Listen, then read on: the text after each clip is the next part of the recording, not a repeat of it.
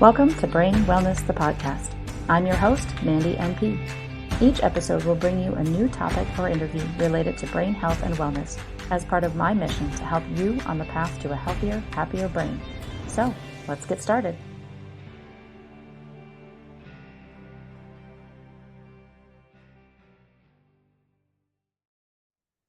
Hello, everyone, and welcome back to another episode of Brain Wellness, the podcast. My guest today is Risa August. Colorado-based author, speaker, Gestalt practitioner, and patient advocate, Risa August has been living with a pituitary tumor and rare disease for over a decade. Risa shares her insights and perspectives on stage, offering words of inspiration to audiences. Additionally, Risa works one-on-one with clients, guiding them through the many roadblocks of life and toward living more fully inspired. A girl with sparkles in her hair and once an Ironman athlete, Risa still has a passion for her bike and barbells. With her genuine curiosity and love for trying new and old things, you may find Risa taking Bollywood or hip-hop dance lessons, trying a silks, aerialist, or boxing class, going indoor skydiving, or guiding an inspirational workshop in creativity. Through her personal transformation, Risa has learned and practiced removing limiting beliefs, shifting her perspective, and embracing a full life, a life unleashed. You can read more of Risa's story in her memoir, The Road Unpaved, Border to Border with a Brain Tumor and a Bike, or find her on her website, which we'll share at the end of the show as well. Thanks for being here, Risa. Oh, I'm so grateful to be here, Mandy. Thank you for having me. Absolutely. I love hearing people's intros. I always let you guys send me what you want to put in there. And I love what gets included because it's you and it's your personality. And I love getting to know you a little bit before we even start the show. So thank you for that. And then my first question that I always like to find out is just a little bit more of your backstory. So we've got some of it in the intro, but what brought you to where you are now? Yeah, as you heard, I was an Ironman triathlete and was very in tune with my body, probably since my early 20s. I was very particular about what I put into my body. I even had battled orthorexia for a while, which is around being very particular about what goes into your body. And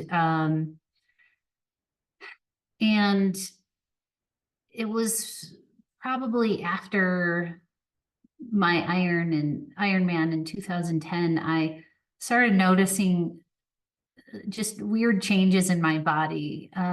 One of the biggest things was weight gain and fatigue, and even things like hair growth and bone spurs.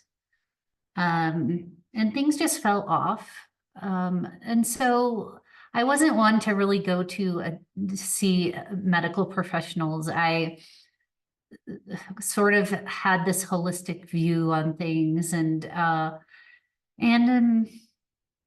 but this time, like nothing I was trying was working. And so I went in for blood work, and I'm a researcher, so I'm looking up things like, I know a lot of women battle thyroid issues, so I was looking at thyroid, and I looked at polycystic ovary syndrome. I looked at like gluten intolerances, things like that. And I kept being told, no, your blood work's fine. Everything's fine. You might have markers for polycystic ovary syndrome, but if you're not having kids, it's nothing to worry about. So I just kept hearing things like that. So I just went on with my life. But the symptoms progressed. And it wasn't until about 7 years later when I was training for another Ironman, and I couldn't recover from my training sessions, and I barely made it through the Ironman race. And then after that, I couldn't get off the couch. So I started looking at HPA axis and adrenal fatigue. And I even looked at post-Ironman depression. It was a thing. And but nothing was fitting the bill. And then suddenly I started, well, I wouldn't say suddenly, but I started getting these headaches that wouldn't go away. And then they became so severe that I couldn't sleep. I started taking CBD, and it would get me 2, maybe 3 hours of sleep a night if I was lucky. And so I just kept going back to my primary care and, hey, can you test for this? Can you test for that? And she was like, yeah, it's all normal. You're fine. You're fine. You're an athlete. And I'd say, well, how can you explain this? And how do you explain that? And she'd be like, oh, I don't know. That is weird, but I don't know. You're healthy. Your blood work's healthy. So I said, well, can I get an MRI? And she was like, no, I don't think you need one. And I was like, no, I really would like to just rule things out. If it comes back clean, great, peace of mind. And she's like, no, I just I don't advise it. And, they're expensive. And so I almost said, all right, okay, fine. I'll start exploring other things. But there was something in me that was like, get the MRI. So I said, I want the MRI. And she reluctantly ordered it for me. And 1 week later, I had an email from her saying, you have an enlarged pituitary, go see an endocrinologist. And I had no idea what that meant. Nothing.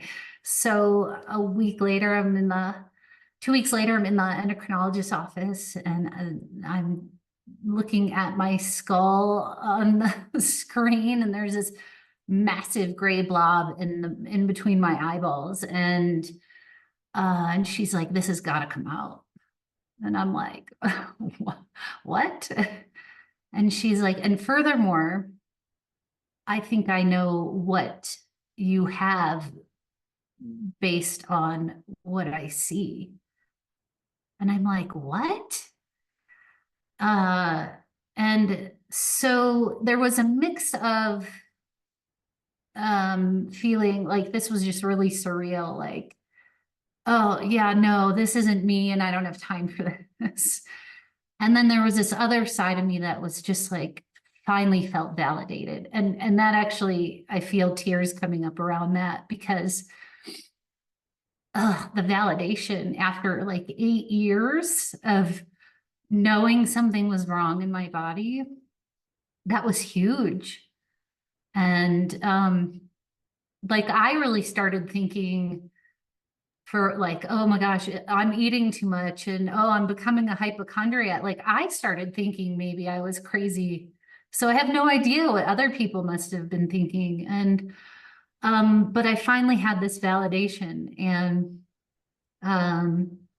to speed things up a little bit. So I had a massive tumor at the base of my brain. It's called a pituitary adenoma, and mine was a macroadenoma because it was quite large, and they couldn't resect the entire tumor because it's partly wrapped around my carotid artery and too close to my optic nerve. So they got out what they could, and I had radiation treatment to hopefully combat the rest of it. What that says, it causes a rare disease called acromegaly, which is a rare condition where the body produces essentially too much growth hormone, or what they say IGF-1 is what's technically what it's called. And so, and that just basically dumps excessive amounts of growth hormone into your body. So like all the bone spurs, like it felt like weight gain because my bones were growing, my tissues were growing, organs grow, like everything just grows. And because it affects your hormone, it affects everything, your moods, your your menstrual cycles, acne, hair growth, like everything and anything you can think of.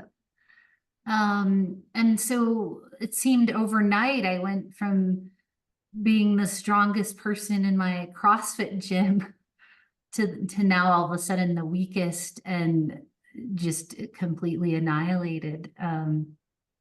So that kind of brings me to, where I am now is still battling my disease and sitting with my tumor, I guess, living with my tumor. Yeah. What a crazy road to have those symptoms for 8 years and know something was wrong and not be able to get those answers. That's got to be incredibly frustrating. Yes, definitely, Mhm. definitely. Mhm. And Sorry, go ahead. oh, and I was just going to say, yeah, and I soon came to learn that I'm not a unique case. Mhm. Unfortunately, that is true. I've seen a lot of people taking care of a lot of patients over time that have had symptoms for a long time, and initially they're vague. So it's really hard to identify because, as you mentioned, some of those symptoms are there. It's a wide variety of symptoms, and it can affect systems all over your body because of the hormones that are affected. Our hormones affect our entire body. And when you look at the list of how many hormones come just from the pituitary itself, it's like all of the hormones that create who we are, essentially our body, our hair growth, our female male, um, even biology is all comes from those different hormones. And so many symptoms makes it difficult to diagnose because Yes, it's not one clear thing saying, hey, it's me, I'm the problem. right. Because it's kind of all over the place until you get that image. It really is difficult. That's one thing that frustrates me a little bit with your story, because as a practitioner in neurology for so long, it was always one of the first things we did. If somebody had a new onset headache as an adult, you need to rule anything out and get imaging. So it's hard for me to hear stories with people that don't get that treatment the way I would have done it in practice, because it is an important thing to rule out any structural causes of new problems, especially when you were getting normal or quote normal results on so much of your testing. Right. Right. So it's a bit of a relief to get an answer, but it's also scary, like what's next? Yes. So, so yeah, I actually didn't have a lot of information. As I said, I was very much a researcher. Yeah. I wanted to know, okay, well, I'm just gonna kick this thing to the curb. I'm gonna just figure it out, understand it, and then get healthy and Mhm. get back to my life. I didn't have time for this, Mhm. I didn't have time to be sidelined. And so I tried to do as much research as I could, and it just wasn't out there. There wasn't a lot of information out there. And I started reaching out to people who specialize in, like doctors who specialize in like neuroendocrinology and the pituitary and my disease, acromegaly. So, but before that, when I was talking with my endocrinologist, I was basically told I had to have surgery and strongly encouraged to get radiation treatment. I didn't know what medications were out there. I didn't know what the medications did essentially, because they do different things. They target different things. Some target the tumor, some target the growth hormone, so I didn't understand all that. I don't have a science brain. I just was like, I just need to know how to get rid of this and get on with my life. So I did proceed, with surgery 3 months later, had radiation treatment for 6 weeks. Initially, I said no to radiation treatment, but I was being strongly, strongly encouraged. And I might have made a different decision had I had more information. I don't know, but I don't know entirely if that's true. But I was told it could take up to 10 years for radiation treatment to work. And so I was told I had to be on medication anyways, to control the growth hormone output. So, I'm on my 5th medication. It hasn't worked yet. So I'm still struggling with emotionally with the physical changes in my body. And on the other side of things, I initially was so angry. I wanted to be so mad at doctors and not trust them and the medical system. And I met another fella who has acromegaly, and they believe he had it a lot longer than they think I had my tumor maybe 15 years. They believe he had his like 30. And he said, look, we need to all work together. We're all trying to accomplish the same thing here. And so you being angry isn't gonna help the situation. And that just like a switch, I was like, oh my gosh, you're right. And so I let that go. And all of a sudden I just refocused on, wait a minute. Okay, so how can I bring awareness to this? And that turned into an 1,800-mile bike ride down the Pacific coast. And then it built from there. That's quite a leap, making an impact doing an 1,800-mile bike ride. But I can see where the anger would come in too. There's a sense of grief when you go through this process of realizing that you have this disease that you had no idea, and all of a sudden you now know this. And you did, as you mentioned, you went from being the strongest person in your CrossFit to feeling like you were the weakest. And that's a huge change for someone who's done now 2 Ironmans and always been that fit person. It hits you differently. And that grief that comes along with it, anger is part of that grief process. So you needed to be there for a certain time to get to where you were next, to get to that 1,800-mile bike ride. So what was it like coming up with the idea for that bike ride? Yes, well, I mean, honestly, for me, like, I mean, this provided an opportunity. I really started reflecting on my life. I just had finished up radiation treatment. I was sitting on my sofa in these tattered gray sweatpants, and I swear I'd been living in it, in these sweatpants and this purple hoodie for the past 2 years, it seemed. And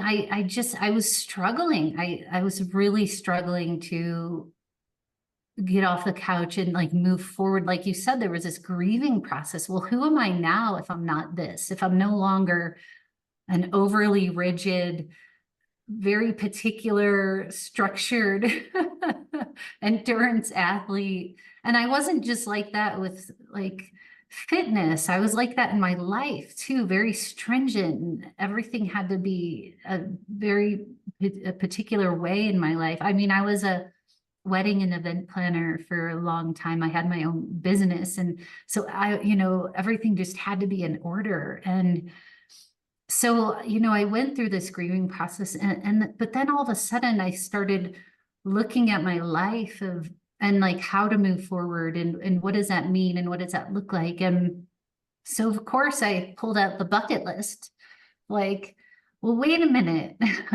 Why don't I do something like really big, something I've always wanted to do, because I am going to heal from this and I'm going to move forward. And so one of my bucket list items was riding my bike across the country. I could no longer really walk or run. There was too much changes in my joints and bone structures, so it was really painful, but I could still ride my bike. And so I started looking at bike routes from coast to coast, and none of them were exciting me. And then I came across the Pacific Coast bicycle route from Canada to Mexico. And I was like, oh my gosh, that would be amazing. And I just didn't even think about it. I just signed up. I was just like, I'm doing this, and this is my comeback, and I have 14 months. And then it evolved from there. But it was really almost like this life or death moment. Like I really felt like, am I going to live or am I going to die? Am I going to just sit here in my gray sweatpants and die? Like, it was just this very conscious decision I made. And I was like, I want to live, and I want to live bigger and better than before. And that means in every aspect. I want to be a better human. I want to experience life fully. I want to connect with people more, and be more compassionate and be more kind, and, and loving in the world. I just wanted everything to just be better than before. And so it was a very conscious decision at that point. Mm. It does sound like it was a very conscious decision, and you methodically thought it out, like you always, sounds like you always did things. So you didn't lose that part of you as much as you maybe thought you did at the time. The thing that I do want to note about the pituitary tumors is that they tend to fall in that category of benign tumors. And when we hear the word benign, we usually think, oh, it doesn't cause any problems, but it does depending on its size. So depending on where it is and where it's putting pressure, and the risk of the pressure that it could put on your optic nerves would have definitely affected your eyesight. And being around the carotid artery, that could have made a massive change in your brain function as well with the blood flow. So even though you had it as long as you did, and if it was as massive a blob as you're describing on that image, it was there, but it wasn't causing as severe of issues as it could have, which is thankful.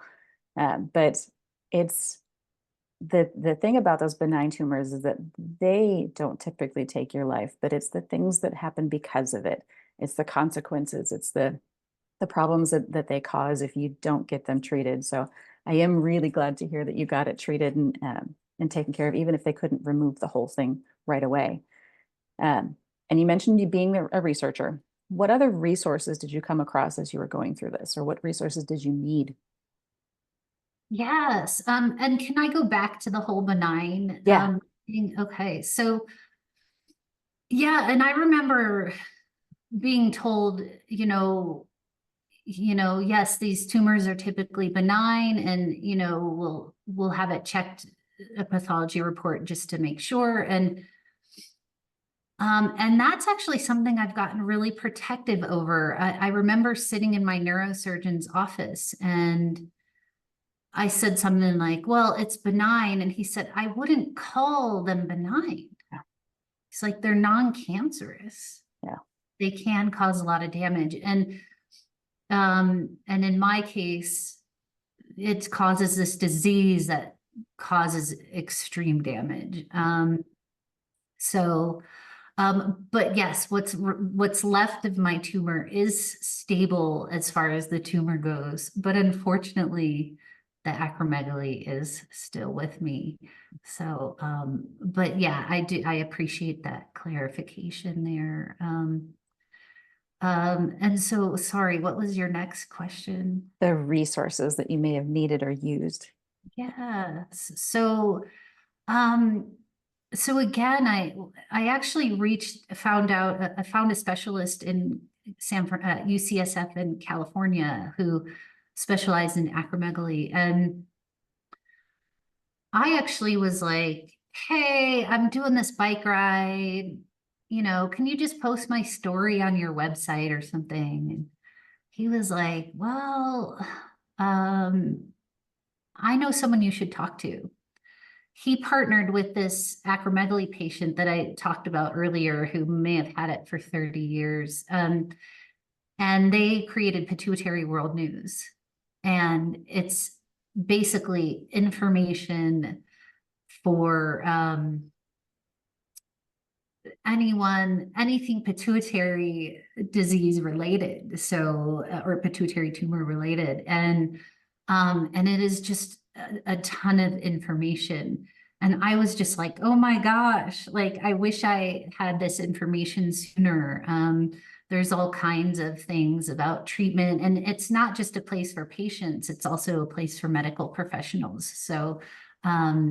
And so that's how I kind of connected with that organization, and they became huge support.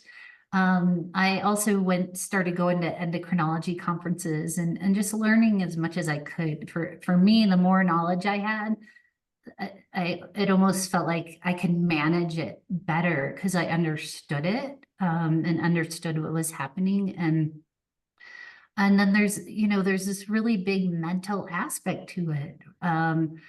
And so there's this woman, Linda M. Rio. She's a psychotherapist, psychologist. She wrote a book called The Hormone Factor. And I found her through Pituitary World News. And oh my gosh, just reading that book was also validating and like, oh my gosh, I'm not crazy. Someone understands me. And so the more I kept searching and connecting with people, the more information I kept finding. And for me, that was just huge in in my journey, is just understanding what was happening. Mm-hmm. I'm a big proponent of the whys. Why is it happening? What caused it? Is there anything that you could change? As I've been in practice for many years, it's always the why, or why is somebody sick? So we can figure out the root cause, what's underneath everything else, because that's where you really find treatment correctly. Mhm. And I love that you got connected with people, because that's when you build that sense of community with any healthcare issue, when you can connect with other people that have been there and have lived it, that's where you find the people that understand it the most. Yeah, Even as a practitioner, I can say that I understand things from reading a textbook, but if I haven't had the experience myself, I can't truly understand what you experience. sure, sure. Yeah, So that's really, I'm really excited that you got all that into, because you need that. You need that support system. yeah. Um, if any of our listeners have concerns that this might be something after listening to this conversation, what kind of recommendation would you give for people just starting out? Yes, gosh. Hindsight, looking at my experience, I would have asked more questions. I I would suggest finding an endocrinologist that specializes in pituitary, um, like pituitary hormone related, or specializes in the pituitary. Because what I found is a lot of endocrinologists, they specialize in thyroid and diabetes. And so I finally I found someone who specialized in the pituitary gland, which was super helpful. And find communities, such as Pituitary World News, and yeah, read books, ask questions, ask questions. If you trust your gut, if something feels off, follow it, demand, tests, or, exploration, even, had I just had a doctor that was willing to explore it with me, we might have ended up somewhere different. But again, as you were saying earlier, these symptoms are very hard to, headaches come and go. There's one fellow I met who had a pituitary tumor, and he didn't have a disease connected to it, but he went blind, like right down the middle. So he could see on the peripheries, but he couldn't see down the middle. I've had other people lose sight in their peripheries. So if you have any vision weirdness, like uh, definitely look into that. I think I'm just rambling now, but but ask questions, do research, find people. Yeah, get as much information as you can. That's Yeah, information is, and education is always your friend in these instances. yeah, So, and advocating for yourself. That's, yes. I can't stress that enough. Sometimes you don't have the practitioner that's as open, or they don't know an answer, so they just kind of leave it. But if you advocate and you push, you sometimes get more answers, because you know your body best. We Right. we know textbooks. we know our tests to get licensure, but you know your body best. You live in it day in and day out. So if you feel like something's wrong, chances are something is, and we just need to dig farther to find it. Right. Yes, So absolutely. Yeah. yeah. And now you help other people to get through all of this. So do you have any events or anything coming up that you want to share with our listeners? Yeah. So yeah, what I've found is, it kind of happened by accident. I was just doing this bike ride, and now people, they'll reach out to me directly for questions. I This bike journey actually became a book, a memoir, and that has helped a lot of people. I think they're finding validation in that, or some of it's resonating with them. And so right now I'm currently, doing speaking events for pharmaceutical companies, or even inspirational talks, and I'm doing author events. But I also do one-on-one coaching for people who are just, struggling with their situation and circumstances. That's awesome. How can people find more about any of the activities that you're doing? Sure. You can go to my website. It's risaaugust.com, and that's Risa with one S, RISA, and August, just like the month. So risaaugust.com. Awesome. And I will include that as well as your social links in the show notes so people can find you easy, especially if they're driving. I don't want them writing anything down. Yes. So I'll put that in there so they can click on those links for you. So much good information. I think this is definitely a topic that needs to be discussed more because it's more common than we think it is. Yes, thank you for saying that. Yes, Mhm. they definitely believe these tumors are more common than whether they present with a disease or not. They believe that they're more common than realized. For sure. Yeah. Yep. When I was working my last job before my accident, I was working with a neurosurgical group. And one of the doctors one day when I was shadowing him, like patient after patient was a pituitary tumor. And we were following up or getting ready for upcoming surgery. And I asked him that day, I said, is this typical? He said, no, but some days are like this, where it's just morning to afternoon, just packed with pituitary tumor issues. So it is much more common than we believe it to be. So definitely a good conversation to have. Yeah. Wow, thank you. Thank you so much for saying that. Wow. Oh my gosh. Yeah. Wow. Yeah. It's pretty remarkable. And your story is remarkable. Any last words of wisdom that you'd like to share with our listeners before we close up today? Uh, I think I pretty much said it all. Like I said, trust your gut.